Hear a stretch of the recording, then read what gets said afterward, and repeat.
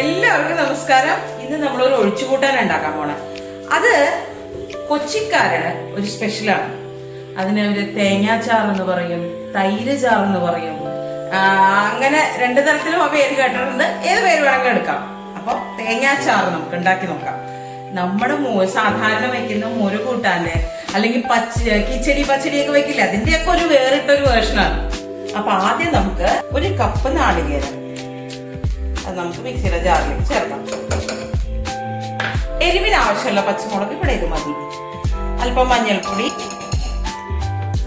ജീരകം, സാധാരണ നമ്മൾ അവിയില് മോരുകൂട്ടാനൊക്കെ വെക്കാൻ എടുക്കുന്ന ജീരകം, കുറച്ച് കടുക്, തൈര്. പുളി നോക്കിയിട്ട് ഞാൻ ഒരു കപ്പ് തൈര് എടുത്തിട്ടുണ്ട്. ഇതൊന്ന് നല്ല പോലെ അരച്ചെടുക്കണം.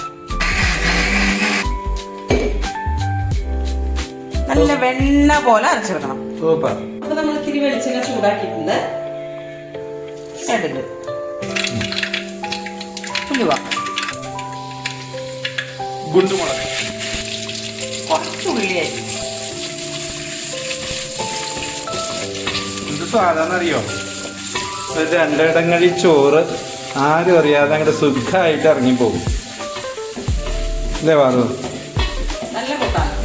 ഇതിന്റെ കൂടെ നല്ല എരിവുള്ള എന്തെങ്കിലും ഒരു ഉപ്പേരിയാണെങ്കിൽ, നോൺ വെജ് ഉള്ളവർക്കാണെങ്കിൽ വെറൈറ്റീസ്. ഇനി എരിവുള്ള ചിങ്ങമെഴുക്ക് വരട്ടി, അല്ലെങ്കിൽ എന്താ കൂർക്ക മെഴുക്ക് വരട്ടി, ഉരുളക്കിഴങ്ങ് മെഴുക്ക് വരട്ടി, അതൊക്കെ ഇതിന് മാച്ചാവും.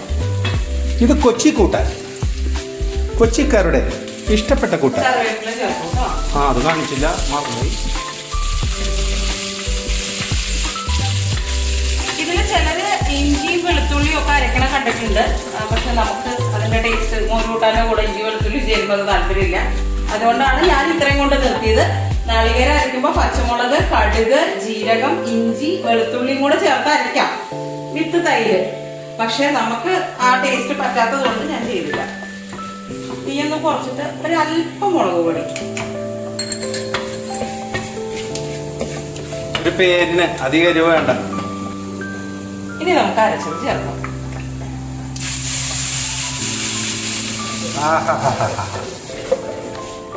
ജാറ് കഴുകിയിട്ട് ആ ജാറ് അങ്ങോട്ട് കഴുകി വെള്ളം ഒഴിക്കൂ.